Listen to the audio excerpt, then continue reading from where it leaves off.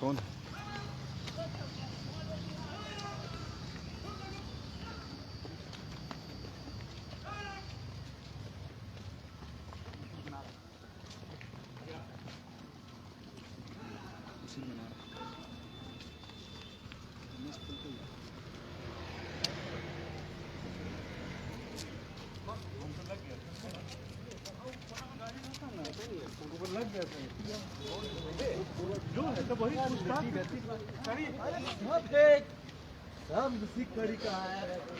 इस वक्त हम मौजूद हैं ईडी कार्यालय के बाहर। आप देख सकते हैं कि अभी भी कुछ लोगों को बुलाया गया है पूछताछ के लिए। फिलहाल इस कार्यालय के भीतर जो पूजा सिंघल के सीए हैं सुमन सिंह, उनसे और पूजा सिंघल के पति अभिषेक झा से लगातार पूछताछ की जा रही है। देखिए, अब गेट को बंद किया जा रहा है। तो ये एक्सक्लूसिव तस्वीर आपने देखा कि कई लोगों को और बुलाया गया है पूछताछ के लिए, जो अभी भीतर गई हैं, जिसमें कि 2 महिला और 1 पुरुष शामिल हैं।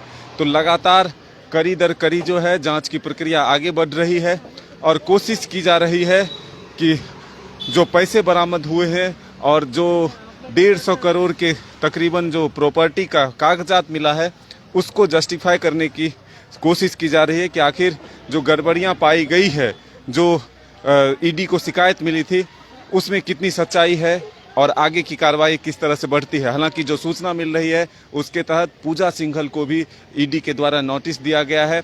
कल उन्हें पूछताछ के लिए बुलाया गया है। आज दूसरे दिन पूजा सिंघल के पति और सुमन सिंह से, जो पूजा सिंघल के सीए हैं, उनसे पूछताछ जारी है।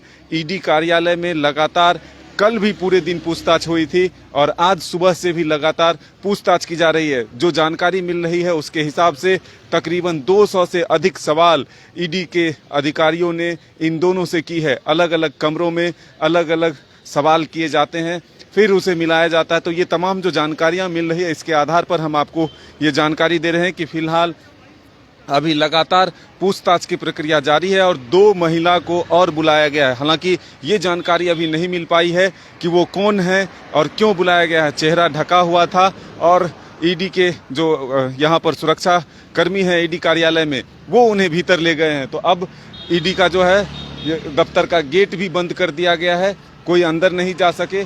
और इस अभी से ठीक थोड़ी देर पहले 2 बोतल पानी भी अंदर मंगवाया गया है, क्योंकि अभिषेक झा के गाड़ी से वो पानी का बोतल मंगवाया गया था, क्योंकि लगातार जो उनसे पूछताछ की जा रही है।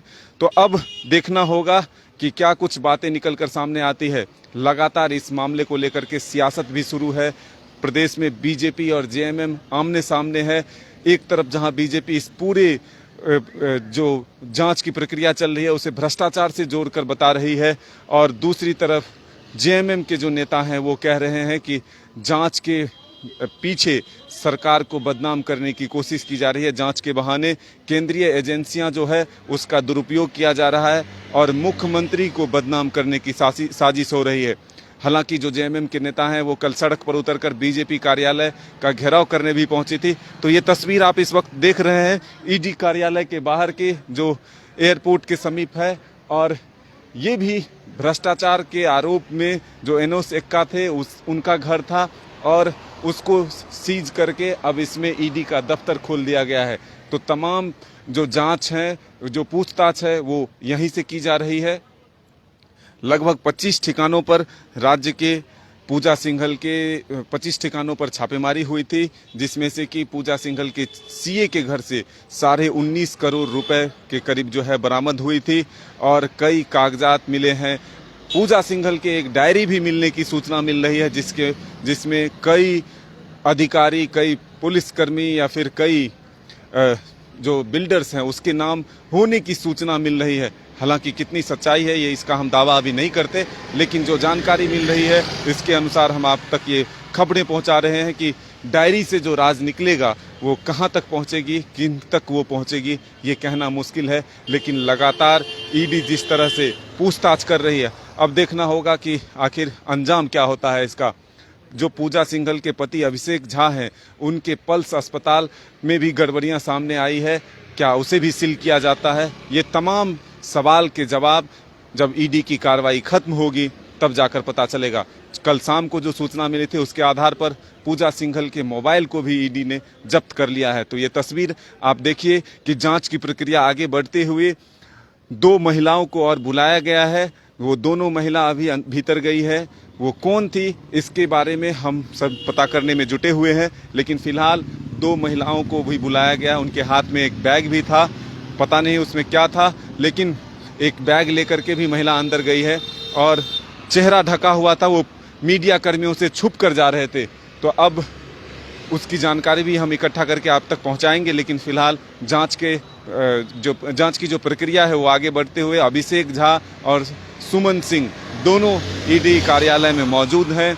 ईडी के अधिकारी बारी बारी से उनसे सवाल कर रहे हैं और तथ्य जमा करने में जुटे हुए हैं कि आखिर जो गड़बड़ियां की शिकायत थी वो सही है या नहीं है। फिलहाल इतना ही, और भी अपडेट के साथ हम हाजिर होंगे आपके साथ। अभी दीजिए इजाज़त।